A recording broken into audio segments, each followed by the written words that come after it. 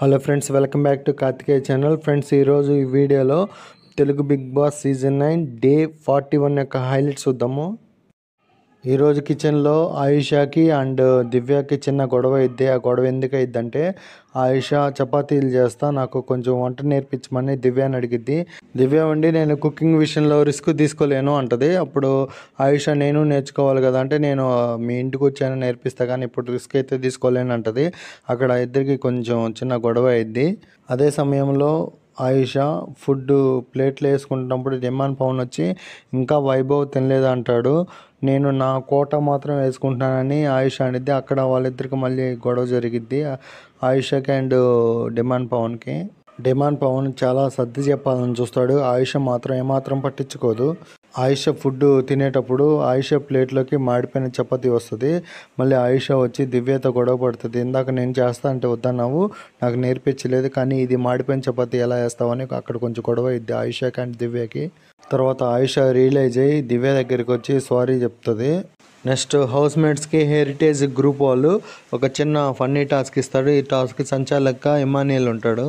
Next ఈ task ఆడటానికి house mates 2 టీమ్స్గా డివైడ్ అవ్వాలి. Group A, group B. ప్రతి టీం నుంచి 2 సభ్యులు మాత్రమే ఈ టాస్క్ ఆడాల్సి ఉంది. గ్రూప్ ఏ నుంచి వైభవ్ అండ్ మాధురి ఆడుతున్నారు. గ్రూప్ బి నుంచి డిమాండ్ పవన్ అండ్ సంజన ఆడుతున్నారు. జస్ట్ ఈ టాస్క్ ఏం లేదు, ఫస్ట్ ఇలా పాల బాటిల్ని గ్యాదర్ చేయాలి.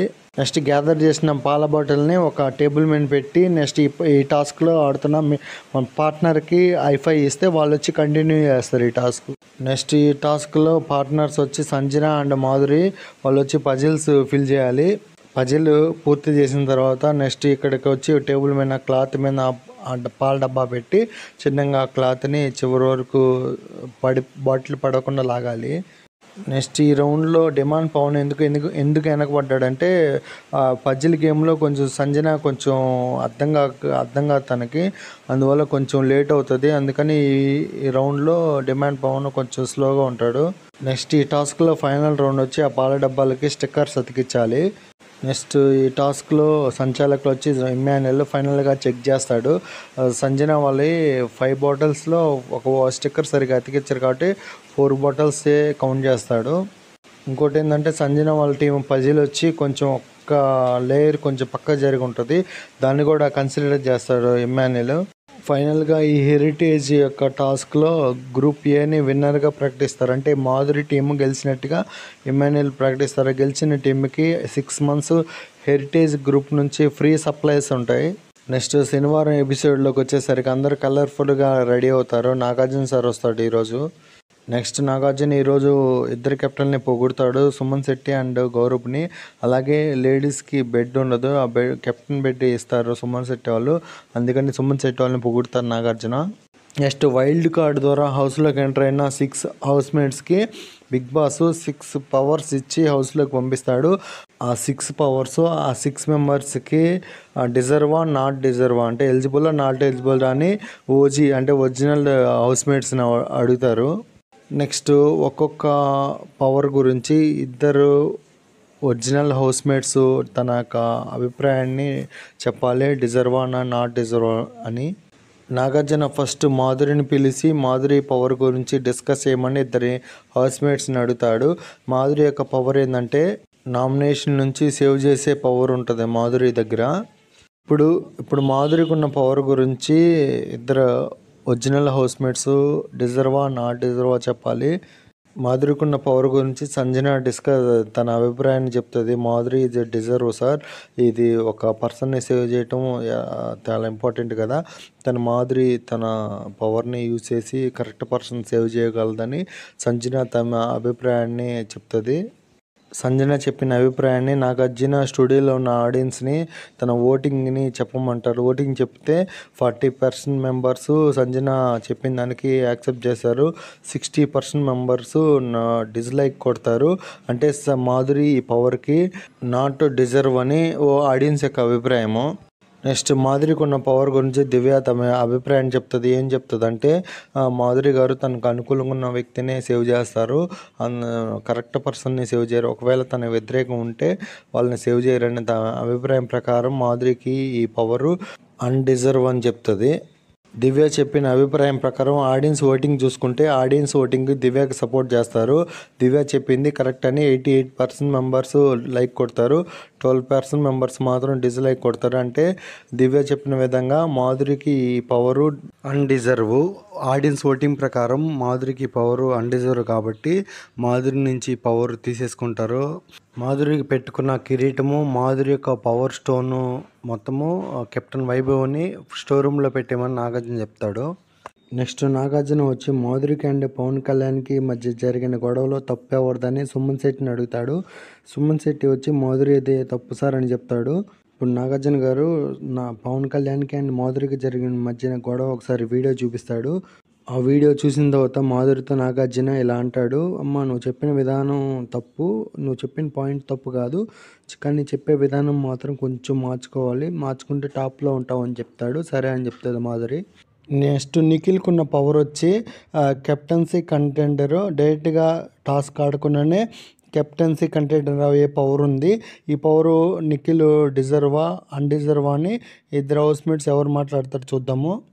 నెక్స్ట్ నిఖిల్కున్న పవర్ని గురించి పవన్ కళ్యాణ్, నిఖిల్ ఈ పవర్కి అన్డిజర్వ్ సార్, డైరెక్ట్గా టాస్క్లు ఆడి కెప్టెన్ కంటెండర్ అవ్వాలి కానీ డైరెక్ట్గా పవర్ వస్తే ఎలా, మిగతా వాళ్ళకి అన్యాయం జరిగిద్ది కానీ కంపల్సరీగా నిఖిల్ ఈ పవర్కి అన్డిజర్వ్ అని పవన్ కళ్యాణ్ అభిప్రాయం చెప్తాడు.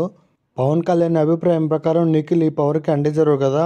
అలాగే ఆడియన్స్ యొక్క ఓటింగ్ చూసుకుంటే 69% లైక్ కొట్టారు పవన్ కళ్యాణ్ అభిప్రాయానికి, 31% డిస్లైక్ కొట్టారు. నెక్స్ట్ ఇమ్మాన్యుయల్ కూడా నిఖిల్కి ఆ పవర్ అన్డిజర్వ్ అనే తమ అభిప్రాయాన్ని నేను చెప్తాడు. నెక్స్ట్ ఇమ్మాన్యుయల్ అభిప్రాయాన్ని 87% ఆడియన్స్ ఏకాభిప్రాయిస్తారు, అంటే సపోర్ట్ చేస్తారు. 87% వచ్చింది లైక్స్, డిస్లైక్ వచ్చి జస్ట్ 13% మాత్రమే. అంటే ఈ పవర్కి నిఖిల్ అన్డిజర్వ్. ఆడియన్స్ ఓటింగ్ ప్రకారము నిఖిల్ ఈ పవర్కి అన్డిజర్వ్ కాబట్టి ఆ కిరీటము అండ్ పవర్ స్టోను స్టోర్ రూమ్లో పెట్టమని వైభవ్కి చెప్తారు. నెక్స్ట్ రమ్య హౌస్లోకి లగ్జరీ ఫుడ్ పవర్తో వస్తుంది. ఈ పవరు రమ్యకి డిజర్వా అన్డిజర్వా అని ఇద్దరు హౌస్మేట్స్ ఎవరు మాట్లాడతారో చూద్దాం. రాము రాథోడు ఈ రమ్యకి పవరు డిజర్వ్ అని చెప్తాడు. రమ్య సుమన్ శెట్టిని తన లగ్జరీ ఫుడ్ షేర్ చేసుకోవడం సెలెక్ట్ చేసినప్పుడే అందరి హృదయాలను గెలిచింది. సో రమ్య ఈ పవర్కి డిజర్వ్ అని రాము రాథోడ్ తమ అభిప్రాయం చెప్తాడు.